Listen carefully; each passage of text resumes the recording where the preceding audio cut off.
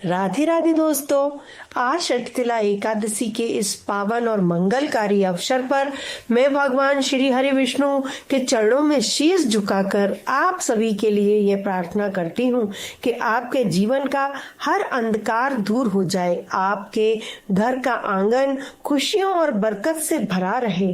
प्रभु आपको वह मानसिक बल और स्वास्थ्य प्रदान करे कि आप हर बाधा को पार कर सकें। आप जहाँ भी रहे उन्नति करें और ईश्वर की कृपा छाया आप पर हमेशा बनी रहे।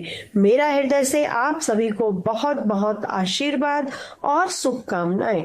आज का यह दिन बहुत विशेष है क्योंकि माघ मास की ये एकादशी हमारे तन और मन दोनों की शुद्धि करने वाली है। षटतिला एकादशी का महत्व और वह विधि जिससे आप प्रभु को प्रसन्न करते हैं मैं बताने जा रही हूँ। षटतिला एकादशी का अर्थ है 6 प्रकार के तिलों का प्रयोग।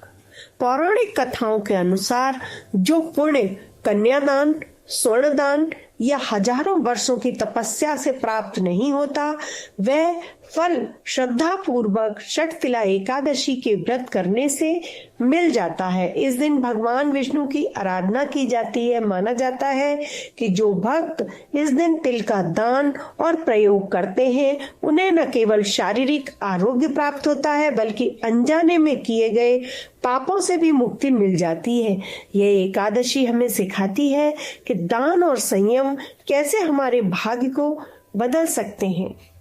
इस दिन तिल का प्रयोग 6 विशेष रूपों से किया जाता है जो अत्यंत फलदायी माना जाता है। सुबह पानी में तिल डालकर स्नान करना चाहिए। शरीर पर तिल का उबटन लगाना चाहिए। पितरों को तिल मिला हुआ जल अर्पित करना चाहिए। जरूरतमंदों को काले तिल और गुड़ का दान करना चाहिए। पूजा के समय तिल की आहुति जरूर देनी चाहिए। फलाहार में तिल का प्रयोग करना चाहिए। पूजा की विधि प्रातःकाल सुबह उठकर स्नान के पश्चात हाथ में जल लेकर और तिल के साथ व्रत का संकल्प अवश्य करना चाहिए। भगवान श्री हरि विष्णु या लड्डू गोपाल जी को जल, गंगा जल, दूध, दही, घी, शक्कर के साथ उनका अभिषेक करना चाहिए। उन्हें पीले पुष्प अर्पित करने चाहिए, सुंदर वस्त्र अर्पित करने चाहिए, धूप, दीप और विशेष रूप से तिल और गुड़ के लड्डू का भोग लगाना चाहिए और ओम नमो भगवते वासुदेवाय मंत्र का जाप करना चाहिए। विष्णु सहस्त्र नाम का जाप करना चाहिए। एकादशी व्रत की कथा अवश्य करनी चाहिए और फिर शुद्ध घी का दिया लगाना चाहिए। अगर अखंड दिया लगा रहे हैं तो बहुत अच्छा है। फिर भगवान की आरती करना चाहिए। भगवान आपको इतनी शक्ति दे कि आप हर कठिन परिस्थिति का सामना मुस्कुराहट के साथ कर सकें। और जो युवा सफलता की राह देख रहे हैं, जो बुजुर्ग स्वास्थ्य की कामना कर रहे हैं और जो परिवार खुशहाली चाहते हैं, उन सभी पर ईश्वर की कृपा दृष्टि बनी रहे। दोस्तों, अब कथा में प्रवेश करते हैं। एक समय दालम ऋषि ने पुलुस्त्य ऋषि से पूछा, हे मनुष्य, मनुष्य मृत्यलोक में ब्रह्म हत्या आदि महान पाप करते हैं और एक दूसरे के धन की चोरी भी करते हैं तथा दूसरे की उन्नति देखकर ईर्ष्या आदि करते हैं, परंतु फिर भी उनको नरक प्राप्त नहीं होता। तो इसका क्या कारण है? वह न जाने अनजाने में कौन सा अल्प दान या अल्प परिश्रम करते हैं जिससे उनके पाप नष्ट हो जाते हैं। यह सब आप कृपा पूर्वक मुझे बताइए। इस पर पुलस्त्य महात्मा बोले कि हे मुनिवर, आपने मुझसे अत्यंत गंभीर प्रश्न पूछा है। इससे संसारी जनों को बहुत लाभ होगा।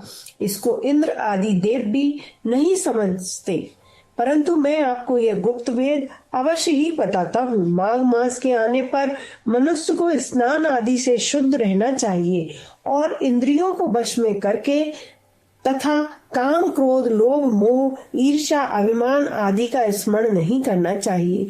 उसको हाथ पैर धोकर पुष्य नक्षत्र में गोबर, कपास, तिल मिलाकर उपले बनाने चाहिए। उन कंडों से 108 बार हवन करें और यदि उस दिन मूल नक्षत्र हो और द्वादशी हो तो नियम से रहें। स्नान आदि नित्य क्रिया से शुद्ध होकर भगवान का पूजन कीर्तन करना चाहिए। एकादशी के दिन व्रत करें और रात्रि को जागरण तथा कीर्तन करना चाहिए। उसके दूसरे दिन धूप दीप नैवेद्य से भगवान की पूजा करें और खिचड़ी का भोग लगाना चाहिए। उस दिन श्री कृष्ण भगवान की पूजन करना चाहिए। उनको पेठा, नारियल, सीताफल या सुपारी सहित अर्घ्य देना चाहिए और फिर उनकी स्तुति इस प्रकार करनी चाहिए। हे भगवान, आप आशरणों को शरण देने वाले हैं।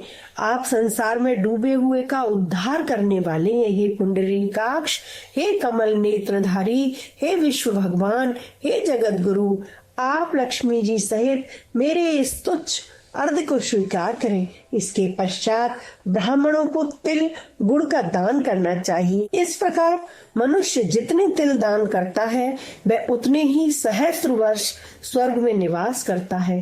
तिल का स्नान करें, तिल का उबटन लगाएं, तिलोदक बनाएं, तिल का हवन करें, तिल का भोजन में उपयोग करें, तिल का दान करें।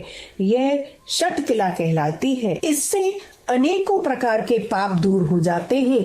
एक दिन नारद ऋषि बोले, हे भगवान, आपको नमस्कार है। इस षटतिला एकादशी को क्या पुण्य होता है और उनकी क्या कथा है, सो कृपा पूर्वक विस्तार पूर्वक बताइए। श्री कृष्ण बोले, हे नारद, मैं तुमसे आंखों देखी सत्य घटना कहता हूँ, ध्यान पूर्वक सुनो।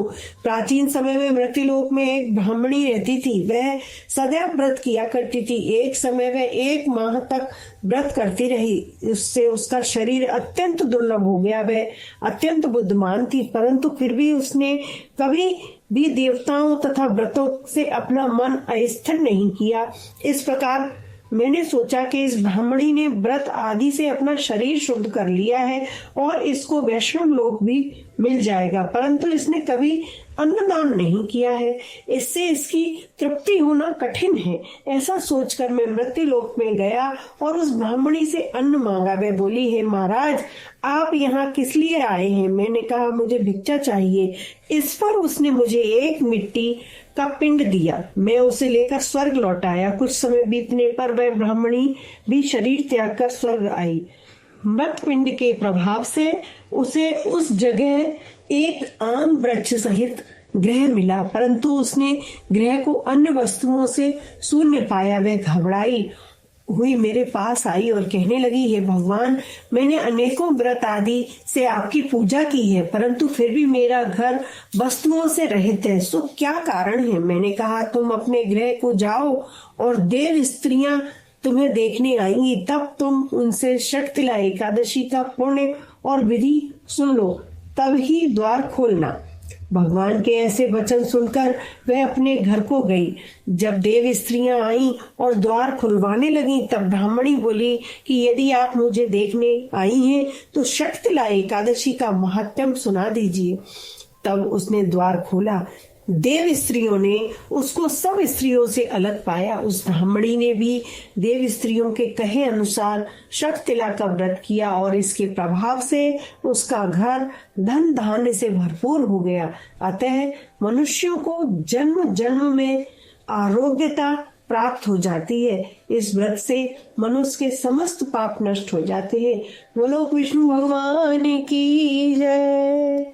श्रीमन नारायण नारायण हरि हरि, श्रीमन नारायण नारायण हरि हरि।